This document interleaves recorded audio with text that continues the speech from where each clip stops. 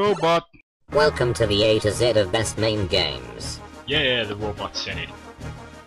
Hey now, welcome to the A to Z of best MAME games. Right, I've got nearly 4,000 games in my ROMs folder, that's without clones. And I'm going to play through them all and bring the best ones to you. Lots of these games I used to play back in the day, lots from ports, and lots I haven't played before, so we're in for a few surprises here. I'll show a few little gems I've found, and hopefully I can show you what the best games are to play. Now the format will be 1 to 2 minutes of gameplay, just to give you a good grasp of what the game's like.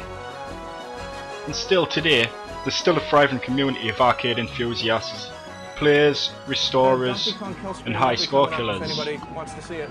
Hey Todd, if you're Nerd interested, alert. there might be a Donkey Kong kill screen in a couple minutes. It always makes me laugh, this clip. Thing is, I'll be the first one there to see the kill screen. And the first game up is Air Galette from Gazelle. I love that middle panel there. It looks like some kind of parallax scrolling, like a 3D effect. Looks really good.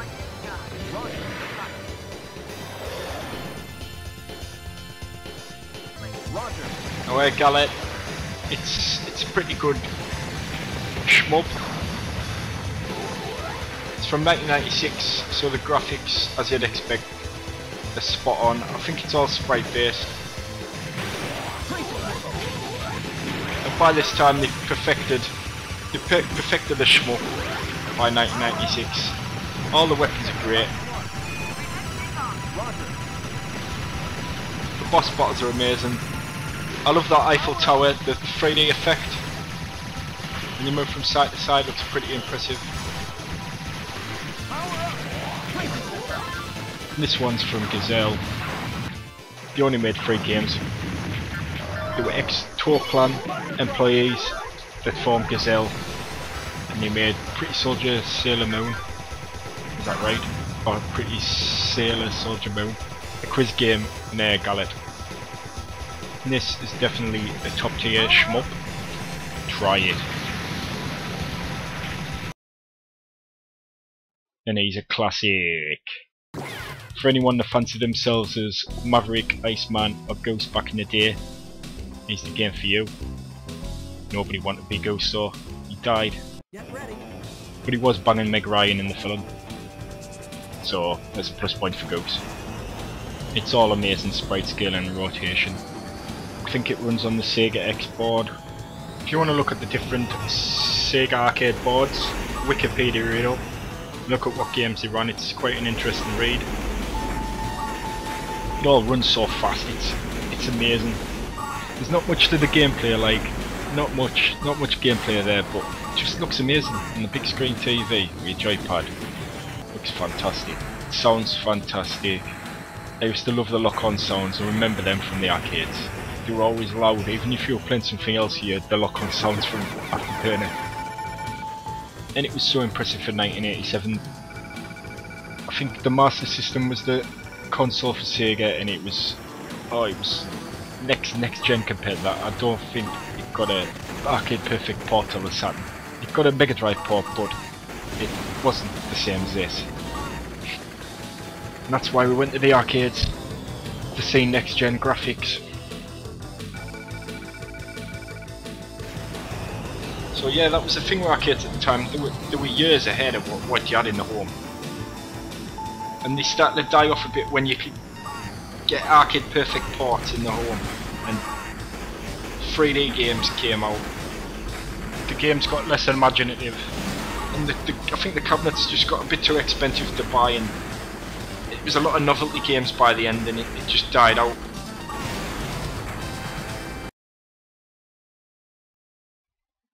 And he's Alien vs Predator. There's some cabinet artwork. And the sprites look fantastic in this. Large sprites, well detailed. This is 1994. I love that fire death animation there. another good alien fire death animation. There's one coming up later.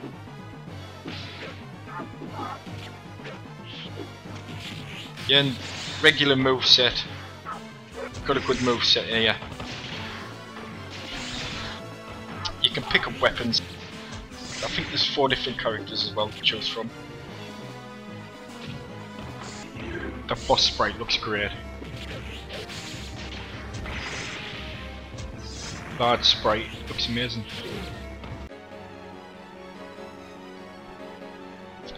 Cutscene animations there.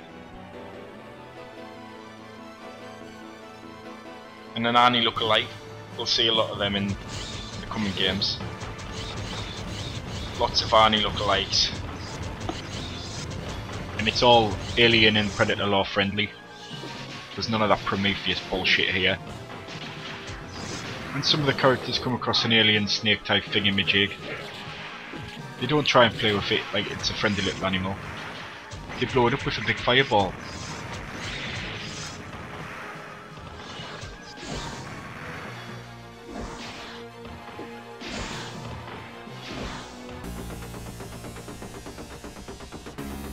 And here's one I'm very familiar with.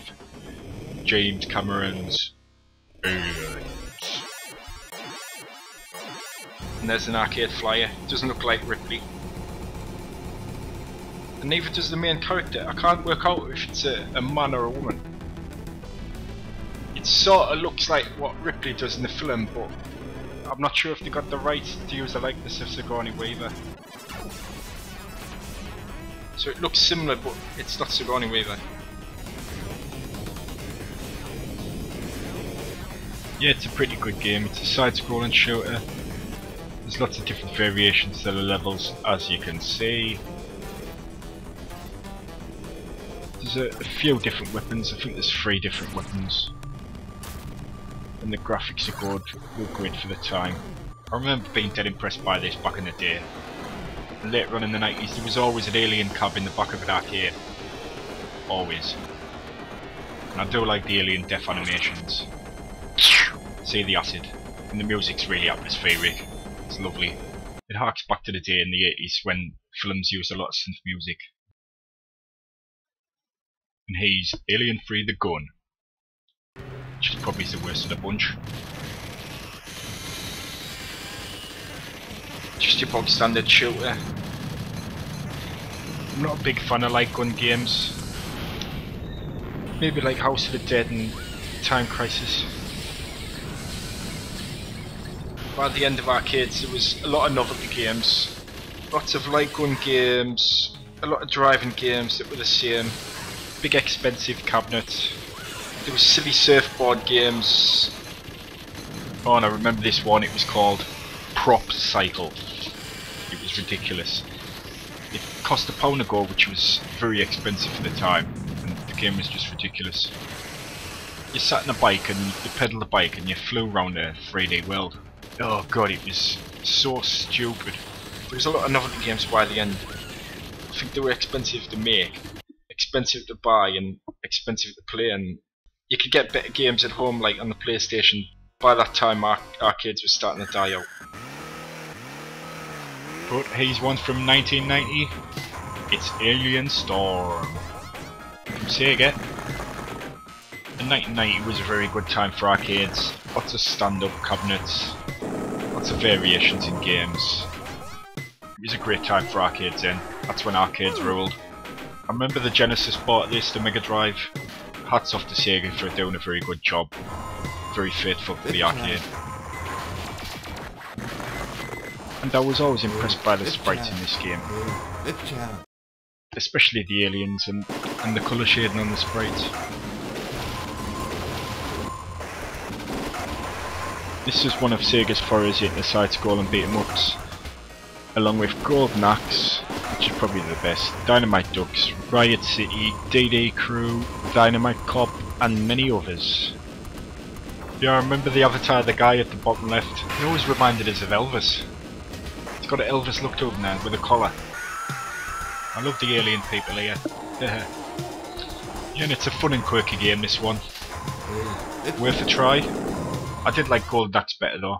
Golden Axe was the boss. And here we are, Altered Beast from 1988. And there's a cabinet there.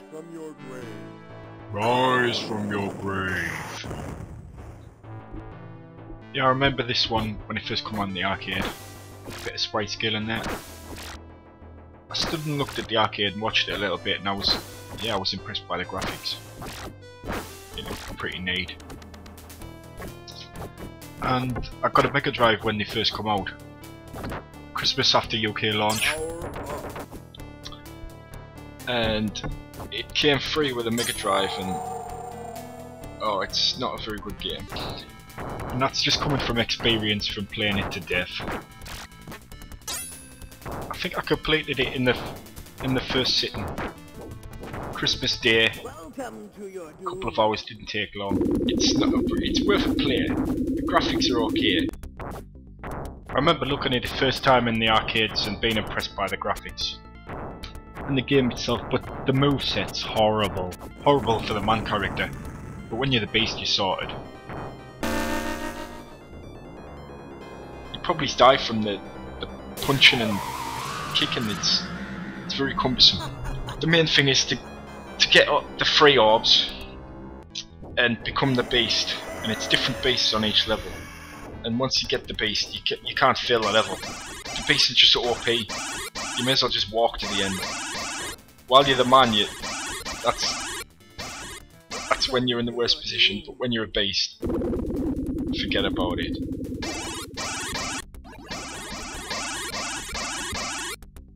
Yeah, I haven't played it well. I forgot you just do that and you win. Yeah, I haven't played this one in a good while. Here's the moveset. Horrible. Why would he do it underhand punch while he's ducking? There, it's underhand. And when he kicks up in the air. It's bad. Not a big fan of Altered Beast after caning it on the Mega Drive.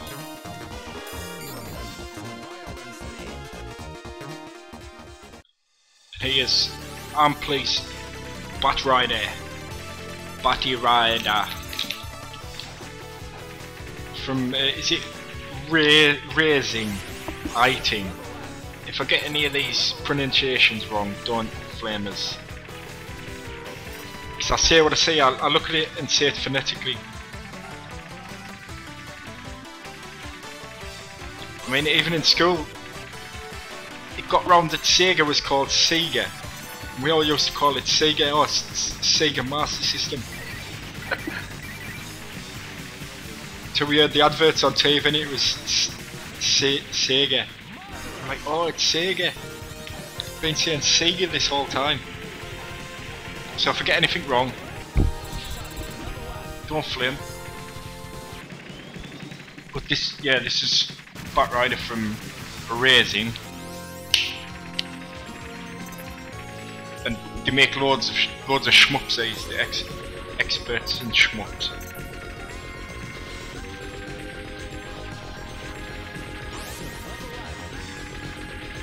There's different ships to choose from with different attributes. As you can see, the weapons are fantastic. It's just a mishmash of colours on the screen. Look at that.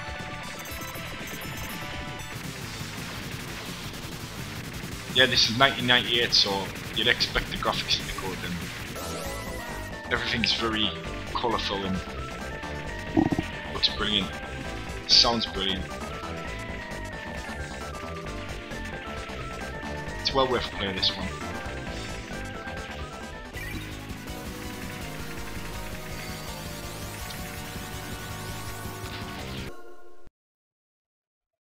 Hey, and here's Asterix from 1992. This is a Konami game, and they made a lot of side-scrolling and beat 'em ups at the time. Made Turtles in 1989, Simpsons in 1991 I think, and then they went on to make this in 1992. And of the three, I think this is the worst.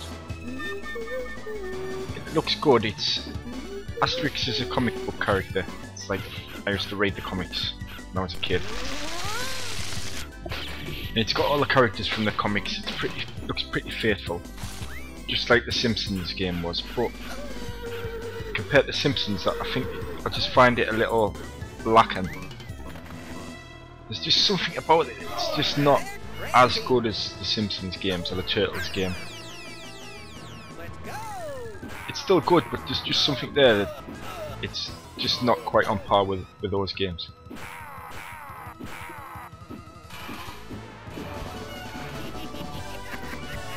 And it looks exactly like the comic. All the characters and things you do, it's pretty faithful to the comic. I enjoyed the comics when I was a kid.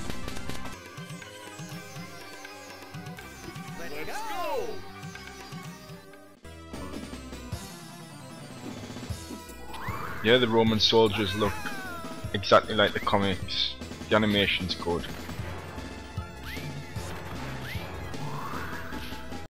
You got a decent moveset, but it's just not on par with the Simpsons game, which are probably in my top 5 games.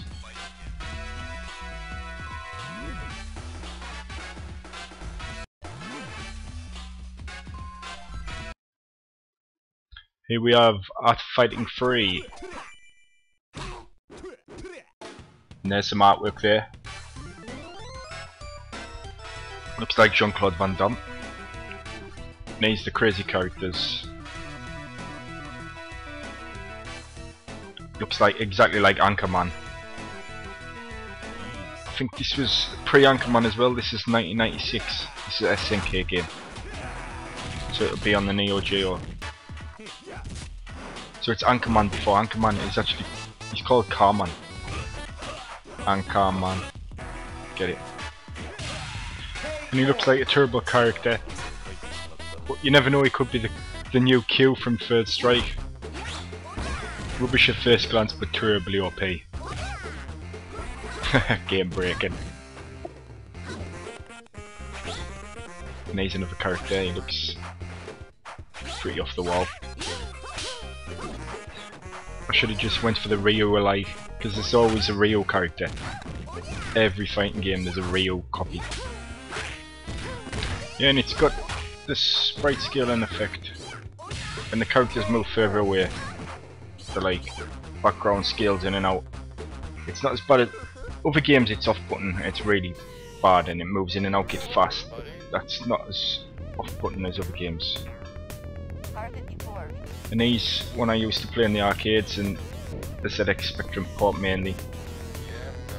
It's APB All Points Bulletin from Atari. 1987 this one. It's a pretty cute game, it's got lots of character. I remember playing it in the arcades and it had a little steering wheel and you sat down on this little seat. And it's like an open world game. It's a bit like GTA, the like first editions. And you basically just arrest people that are driving badly.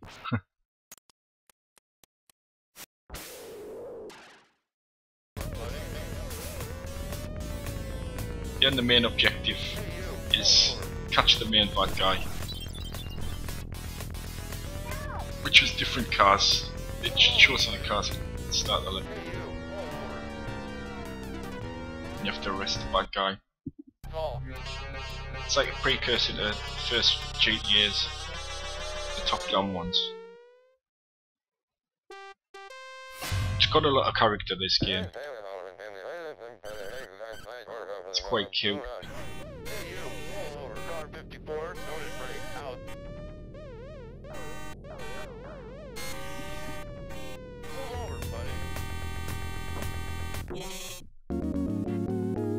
I just mainly like the animations. In the back. Capcom 1994. Probably my favourite developer for arcade games. When you saw the Capcom sign, it was just to see the quality. they're all varied. They never really did the same games all the time. They were all different. Barring the Street Fighter games where they released a new one every year with a couple of new characters and they upped the speed. Looking at your Championship Edition. And this is just battling robots. Once you kill a main bad guy, you can pick up their weapon and use that.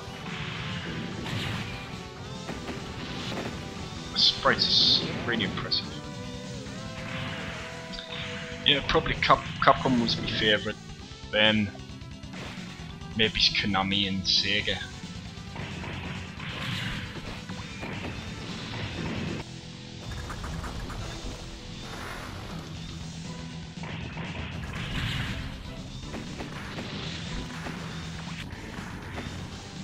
Yeah, and I couldn't list all the great Capcom games. Many great arcade games and home console games. Just imagine if Sega never made the jump into home consoles and it was Konami or Capcom that did it. I can just imagine it being a great system with many great games, exclusives. And if they had third party support like Sega did, it would be a very successful console from either company.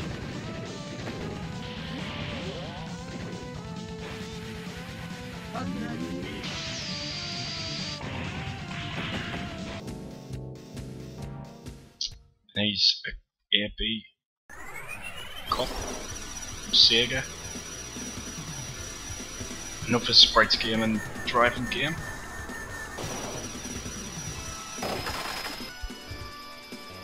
It's the only thing with Sega, they made lots of games like this. Afterburner, Thunderblade, Outrun, Enduro Racer, Super Hang-On, Monaco Grand Prix,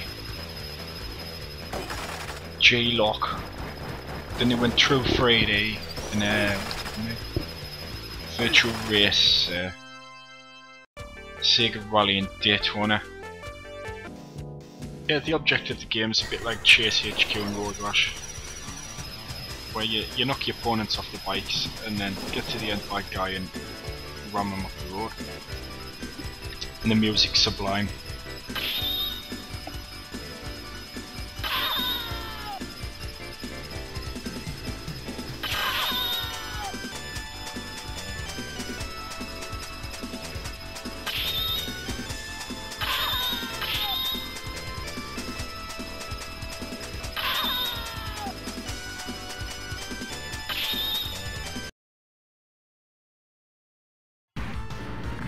And here we are, Airbuster or Aero Blasters from Namco Kaneko.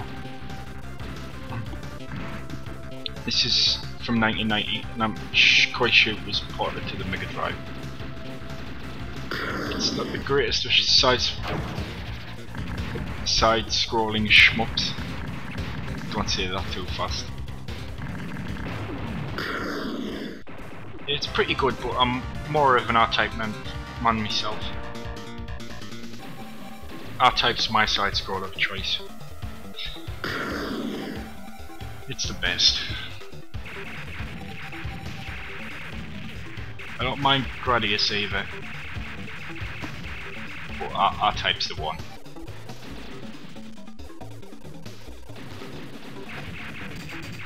The weapons aren't that good in this. Not brilliant weapons. The graphics aren't great either for an arcade. You could tell it was an easy port to the Mega Drive, the Genesis. Get a pretty faithful port because the graphics aren't amazing. Boom! I saw that coming a mile off. Sonic Wings free. Or Aero Fight is free. 1, 2, 3, take your pick. I chose the latest one. It's quite a quirky one, this. And there's another Eiffel Tower. And this was on the Neo Geo. which was a massively powerful console. It cost a fortune, and so did the games. But you were getting amazing arcade perfect games in the home. Amazing graphics and sound compared to the Genesis. There's this special move, which is it transforms into a robot, which is quirky. The soundtrack's pretty good. It's like a drum and bass soundtrack. Yeah, I would say it's more jungle, ravey jungle. And here's Arkanoid 2, Revenge of Do.